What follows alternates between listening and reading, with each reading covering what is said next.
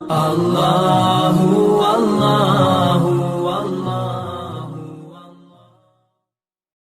حضرت عمر کا بیٹا مصر گیا، وہاں سے کمائی کر کے لایا، تجارت کرنے گیا، لاکھوں کا مال۔ کون سا باپ ہے دنیا میں جس کا بیٹا باہر سے پیسے لے کے آئے تو ابا تفصیل پوچھے کہ بیٹا کہاں سے کمائے، کہاں سے لایا، کتنے ملے، کیوں آئے؟ کون سا باپ تفصیل پوچھتا ہے؟ ابا تو کہتا لا صحیح اور تعریفیں کرتا ہے، میرا بیٹا بڑی کمائی کرتا ہے۔ کبھی پوچھا ہے اس سے کہ ڈیوٹی صحیح دیتا ہے کہ نہیں؟ کبھی پوچھا ہے کہ تو ایمانداری کی روزی لاتا ہے کہ حرام کی کماتا ہے؟ یہ باپ کی ذمہ داری ہے، یہ اماں کی ذمہ داری ہے۔ پھر کہتا ہے بیماری کیسے آ گئی، پریشانی کیسے آ گئی؟ تو نے کبھی سوال کیا اپنی اولاد سے؟ حضرت عمر فاروق رضی اللہ تعالیٰ عنہ کا بیٹا مصر سے پیسے کما کے لایا تو جناب عمر نے بلایا، فرمایا بیٹے اتنی تو تیرے پاس راس ہی نہیں تھی، تھوڑے سے تو پیسے لے کے گیا تھا، اتنی کمائی کیسے ہو گئی؟ اتنے تو پیسے نہیں تھے صاحب، کہاں سے کمائی لائے؟ اس نے کہا ابا جی وہ جو میرے چچا ہے نا مصر کے گورنر، آپ کے دوست، انہوں نے میری مدد کی ہے۔ فرمایا جتنے لوگ گئے تھے سب کی ہے مدد اس نے؟ کہا نہیں صرف میری کی۔ فرمایا تیری کیوں کی؟ تیری کیوں کی؟ کہا حضور آپ کے دوست ہیں۔ فرمایا چپ کر، حضور انہوں نے مجھے اتنے پیسے دیے، میں نے کاروبار میں ڈالے تو نفع آیا تو میں ان کی رقم دے کے۔ فرمایا خاموش ہو جا، باقی جتنے لوگ گئے تھے سب کی مدد کی اس نے؟ کہا نہیں حضور صرف میری کی۔ فرمایا اس نے تیری مدد نہیں کی، اس نے خلیفہ کے بیٹے کی مدد کی، اس لیے کہ وہ خلیفہ کو اپنے حق میں نرم کر سکے۔ فرمایا آدھا مال تیرا ہے، آدھا مال غنیمت کا ہے، مال خزانہ کا ہے، مسلمانوں کا ہے، اس لیے کہ تو جو وہاں سے مال کما کے لایا ہے وہ اپنے باپ کے خلیفہ ہونے کی وجہ سے کما کے لایا ہے، لہذا رکھ ادھر۔ یہاں کہتے ہیں کدھر سے آیا، کیسے آیا، کون سا حساب دیں، کیا کریں؟ او بھائی حضرت عمر رضی اللہ تعالیٰ عنہ کا اپنی اولاد کے بارے میں یہ رنگ ہے۔ ایک جنگ سے نا خوشبو آئی، خوشبو بڑی مہنگی ہوتی تھی، عرب میں خوشبو آج بھی بڑی مہنگی ہے، وہ زیادہ استعمال کرتے ہیں۔ میری باتوں کی سمجھ آ رہی ہے میرے بھائیوں؟ بڑی مہنگی خوشبو تھی۔ جب وہ خوشبو آئی تو حضرت عمر نے کہا، گھر میں پہلے پہنچی حضرت عمر کے، چونکہ زیادہ عورتیں استعمال کرتی تھی گھر کے اندر خوشبو، مرد بھی لگاتے تھے۔ حضرت عمر نے اپنی بیوی سے کہا، آپ کی زوجہ تو تھی وہ بڑی خوشبو کو پسند کرتی تھی۔ حضرت عمر نے اپنی زوجہ سے کہا کہ خوشبو لاؤ، میں نے ایک عورت کی ڈیوٹی لگائی ہے، وہ خوشبو تول کے نا تو حصہ برابر صحابہ میں بانٹ دے گی۔ تو آپ کی زوجہ کہنے لگی کسی بی بی کی ڈیوٹی لگانے کی کیا ضرورت تھی، میں جو موجود تھی میں بانٹ دیتی ہوں تول کے حصہ برابر۔ آپ نے فرمایا نہیں تو رہنے دے، وہ فلانی بی بی بانٹے گی۔ کہا حضور میں نے بھی بانٹنی ہے، میرے پہ کچھ حق ہے؟ آپ نے فرمایا نہیں تو تفصیل نہ پوچھ، تو خوشبو دے دے، کوئی اور بانٹے گی۔ خاتون خانہ تھی نا، کہنے لگی نہیں مجھے بھی آج آپ کو بتانا ہی پڑے گا کہ کوئی جو بانٹ سکتی ہے تو میں کیوں نہیں بانٹ سکتی؟ زوجہ کہتی عمر نے بات کی تو میری چیخیں نکل گئی۔ حضرت عمر فرمانے لگے جب تو خوشبو بانٹے گی نا تیرے ہاتھوں کو بھی لگے گی، تیرے دوپٹوں کو بھی لگ جائے گی۔ اگر رب کریم نے مجھ سے سوال پوچھا کہ عمر خوشبو تو مسلمانوں کی تھی، تیری بیوی کے دوپٹے کو کیوں لگ گئی، تو میں اللہ کے حضور کیا جواب دوں گا؟ اگر اللہ نے یہ سوال کیا کہ تیری بیوی نے کیوں لگائی، وہ تو حصہ تھا مسلمانوں کا، تو نے تیری بیوی نے کیوں لگائی؟ تو فرمایا میں نہیں چاہتا کہ اللہ کے حضور مجھے اور تجھے باز پرس ہو، لہذا کسی اور کو بانٹنے دے۔ زوجہ روئی اور تڑپ کے کہنے لگی عمر مجھے لگتا ہے صبح قیامت بھی تیری بیوی ہونے کی وجہ سے اللہ مجھے جنت عطا فرما دے گا، تیری زوجہ ہونے کی برکت سے۔ بھائی یہ معیار رکھا، خدا کی قسم ایسا شخص تاریخ میں دوبارہ نہیں آیا۔ اتنا بڑا آدمی، اتنا بڑا شخص، اتنا بڑا آدمی، اور پھر رنگ یہ ہے کہ عمر 22 لاکھ مربع میل کا حکمران، 22 لاکھ، اور کھجور کے درخت کے نیچے مٹی کا ڈھیلا لے کے سو گئے ہیں، پرواہ کوئی نہیں، کوئی مسئلہ ہی نہیں۔ دو غلام ساتھ بیٹھے تو ایک روٹی حضرت عمر نے گھر سے منگوائی، تھوڑا سا سرکہ، تو غلام کہنے لگے ہم نے بھی کھانی ہے۔ فرمایا کوئی حرج نہیں، روٹی کو پیٹ بھر کے کھانا ضروری تو نہیں، 3 حصوں میں بانٹ لیتے۔ ایک آدمی آیا ہوا تھا مصر کا رہنے والا ملنے کے لیے، اس نے پوچھا عمر کدھر ہے؟ تو کہا وہ ادھر جاؤ مسجد میں بیٹھے ہوں گے. اور واپس آیا تو کہنے لگا وہاں تو 3 غلام بیٹھے ہیں, ایک روٹی بانٹ بانٹ کے کھا رہے ہیں, لگتا ہے کئی دنوں سے روٹی نہیں ملی. کہا 3 غلام تو کوئی نہیں, وہاں 2 ہی تھے, تیسرے تو امیر المومنین تھے. اس نے کہا نہیں 3 غلام ہیں, کپڑے بھی ایک طرح کے پہنے ہوئے, بلکہ 2 کے تو پھر صحیح ہیں, تیسرے کے تو زیادہ ماڑے ہیں. کپڑے بھی ایک طرح کے, کھانا پینا بھی ایک طرح کا, اور ان کا نشست برخاست بھی ایک طرح کی ہے, لہذا کوئی فرق نہیں. حضرت ابو ہریرہ کہتے ہیں میں لے کے آیا, اور جناب عمر کو جب میں نے کچی زمین میں تامت سمیٹ بیٹھے دیکھا تو میں رو پڑا. میں نے اس مصر سے آنے والے کو کہا تو اس کے جلوے دیکھ, اگر اس کی ذات میں اتنا حسن ہے تو محمد عربی کا مقام کیا ہوگا. یہ مقام غور ہے, مقام غور. 10 محرم کو لوگ دیگے پکائیں گے نا, نہیں پکانی ہے, کوئی بول دے نہیں, ہاں نہ نہیں کر دے. پروگرام بدلیا تو نہیں دی عید کی کہ وہی کام شروع ہوا ہے لاسٹ ایٹ ہونے والا. کیوں جی, پکنی ہے نا دیکھیں 10 محرم کو انشاءاللہ تعالی, ہم بھی پکائیں گے انشاءاللہ, یہاں بھی پروگرام ہوگا. تو 10 محرم کو جو دیگ پکنی ہے تو ایسا نہیں ہو سکتا کہ 1 محرم کو حضرت عمر کے نام کی بھی کوئی پک جائے. اگر امام حسن حسین کے نام کی دیگیں پکے تو جو امام حسن حسین کے سے پیار کرنے والے ہیں, جو امام حسن حسین سے, ہم لوگوں نے بھی عجیب رٹا اپنایا ہے نا, ہم لوگ بات کا ایک پہلو دیکھتے ہیں دوسرا نہیں دیکھتے. حضرت امام حسن اور حسین کو بھی نبی پاک نے شہید کہا, اور جناب عمر کو بھی رسول اللہ نے خود شہید فرمایا. فرمایا شہید ہے, خود فرمایا اپنی زبان سے کہ یہ شہید ہے, خود میرا عمر شہید ہے.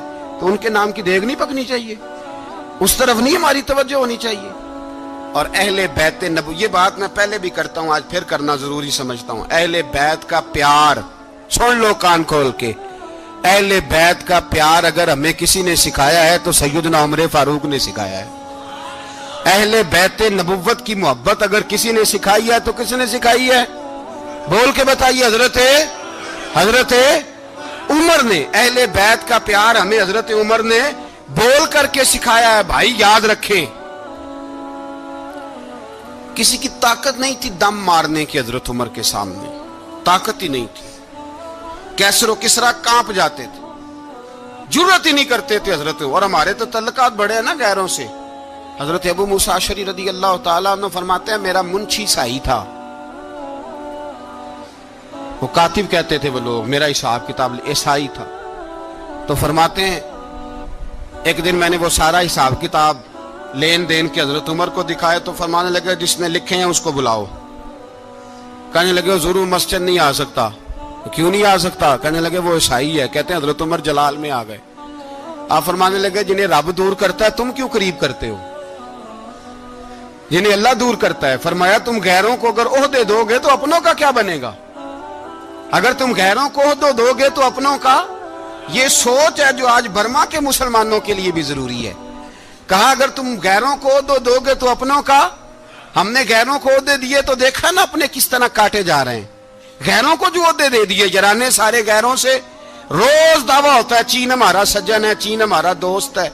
او بھائی دوست ہے تو اس سے کہو نا کہ برما تو تمہاری ایک چھوٹی سی ریاست ہے, چین کے بغیر تو وہ سانس بھی نہیں لے سکتا.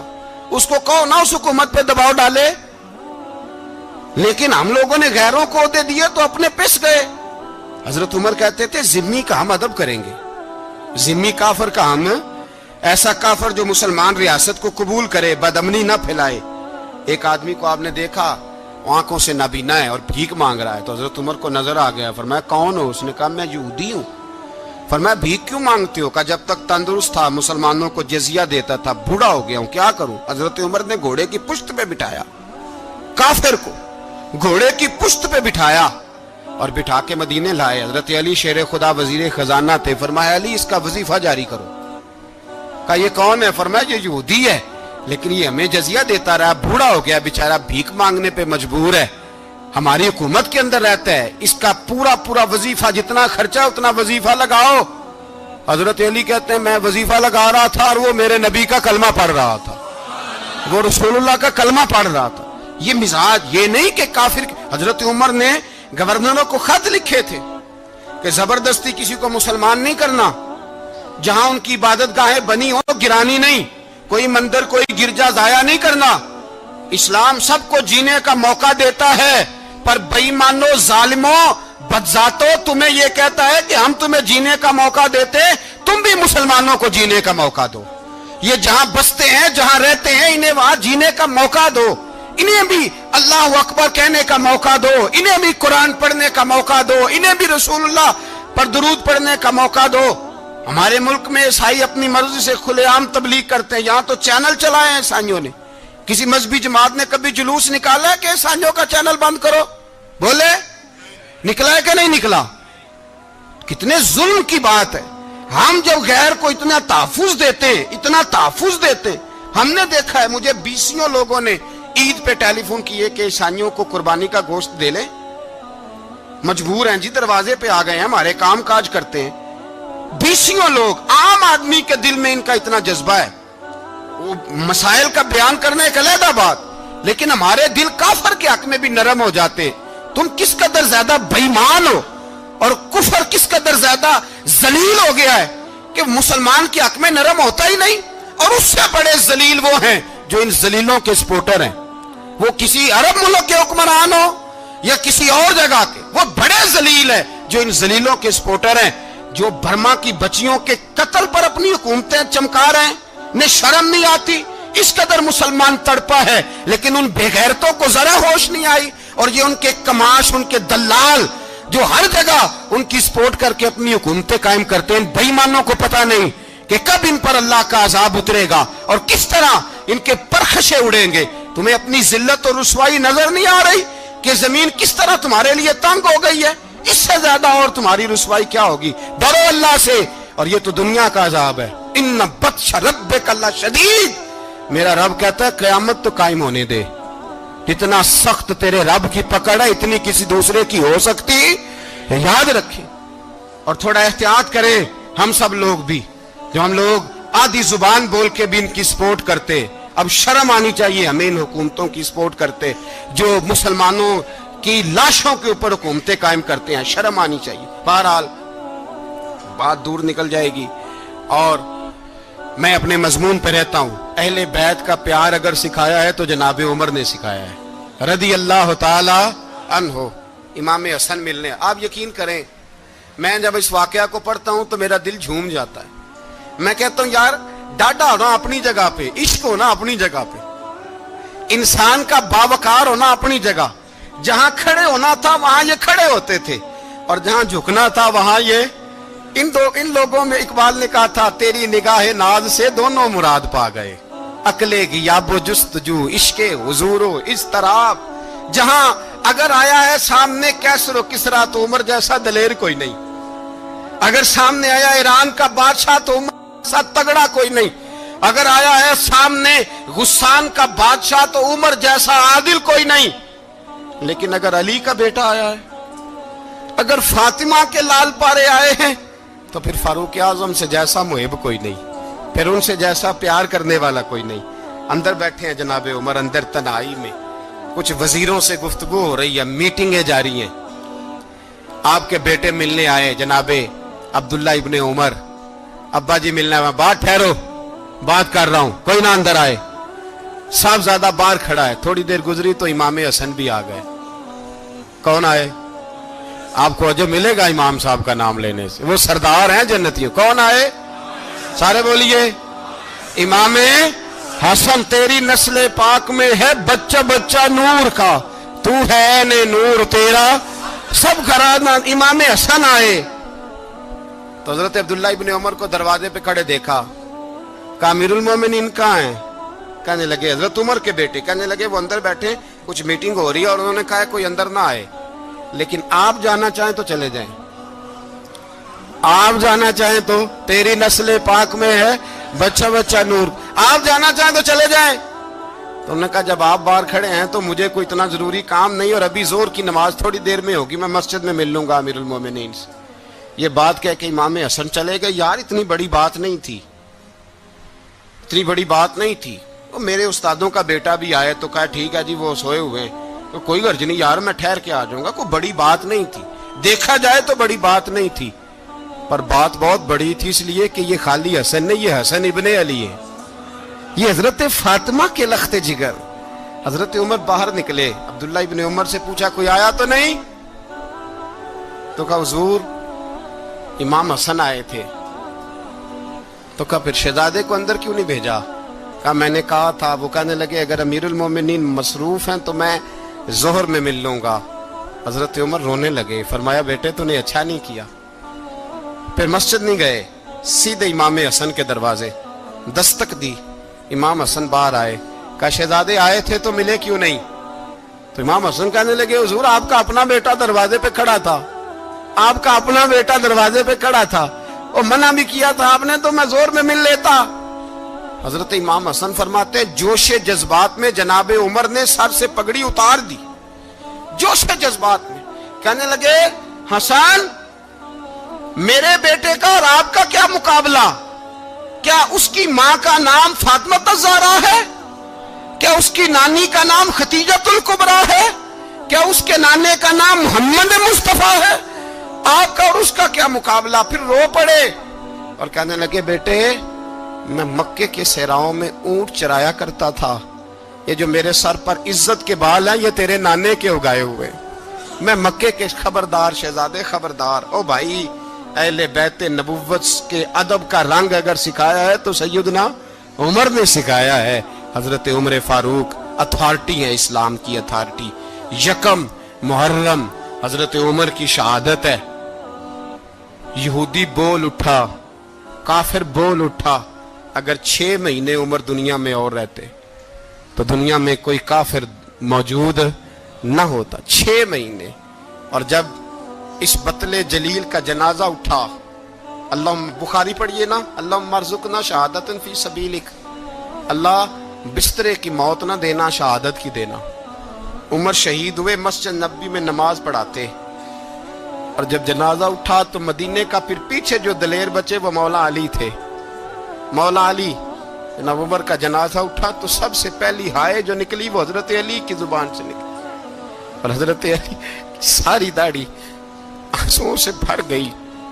لوگوں نے کہا کہ علی کیا ہوا؟ فرمانے لگے تم دیکھ نہیں رہے جنازہ کس کا اٹھا ہے, پلٹ کے دیکھو تو صحیح, تم پتہ نہیں یہ کون گیا ہے. کہ حضور کیا ہوا؟ آپ فرمانے لگے عمر اس طرح کے کام کر کے گیا ہے, اب ان کے رستوں پہ کون چلے گا؟ کون اس کے جگر راہ وفا میں؟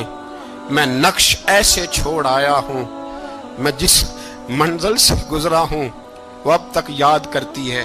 حضرت علی حضرت عمر کے جنازے پہ کھڑے ہو کے کہتے ہیں اللہ مجھے اس طرح کے عمل کرنے کی توفیق دے جس طرح کے عمر کر کے گیا. میرے بھائی بطل عزیز, بطل حریت حضرت عمر رضی اللہ تعالیٰ عنہ جو اپنی زندگی انقلاب والی گزار کے گئے. عمر جب دنیا سے گئے تو 80 دینار کا قرضہ تھا, 22 لاکھ مربع میل کا حکمران. اور اپنے بیٹے سے کہنے لگے بیٹے کوشش کرنا تیرے خاندان والے مل کے میرا قرضہ اتار دے, میری قبر پہ بوجھ نہ رہے. اور اگر خاندان والے مدد نہ کریں تو میرے دوستوں سے بات کرنا, وہ مدد نہ کریں تو پھر علی سے بات کرنا. ان کا پیار آپس میں اتنا, اور تو اختلاف ثابت کر رہا. 80 دینار کا قرضہ چھوڑ کر حضرت عمر دنیا سے گئے, اور جاتی دفعہ کہہ گئے میرے بعد میرے بچوں کو حکومت کے مشورے میں بھی شامل نہ کرنا, حکومت کے مشورے میں بھی میری اولاد شامل نہ ہو. اتنا بڑا شخص اتنا بڑا رنگ دے کے. یکم محرم کو جب عمر فاروق کا وصال ہوا تو بیٹے سے کہنے لگے اماں عائشہ سے جا کے کہو میرا بھی نبی پاک کے روزے میں دفن ہونے کو دل کرتا ہے. ایک قبر کی جگہ ہے اماں جی نے اپنے لیے رکھی ہے, بخاری ہے بخاری. حضرت عائشہ کے پاس صاحبزادے گئے, کہنے لگے اماں جی عمر کو زخم لگ گیا ہے, حالت بڑی پریشانی والی ہے. وہ کہتے ہیں اگر اماں اجازت دیں. سید عائشہ رو پڑی, فرمانے لگی کہ وہ اپنی قبر کی جگہ تو نہیں نہ کسی کو دیتا, پر عمر نے کمال ہی بڑا کیا. اسے کہو جاؤ گنبد خضرا میں قیامت تک جو مصطفیٰ پہ اور ابو بکر پہ سلام پڑھے گا وہ تجھ پہ بھی سلام پڑھ کے جائے گا. جاؤ میں نے جگہ دی. اور اگر آپ نے ابھی تک ہمارا چینل سبسکرائب نہیں کیا تو فوراً سبسکرائب کیجئے, ساتھ ہی بیل آئیکن پر کلک کریں تاکہ مزید آنے والی ویڈیو ہیں وہ آپ کو وقت پر ملتی رہیں. اللہ حافظ.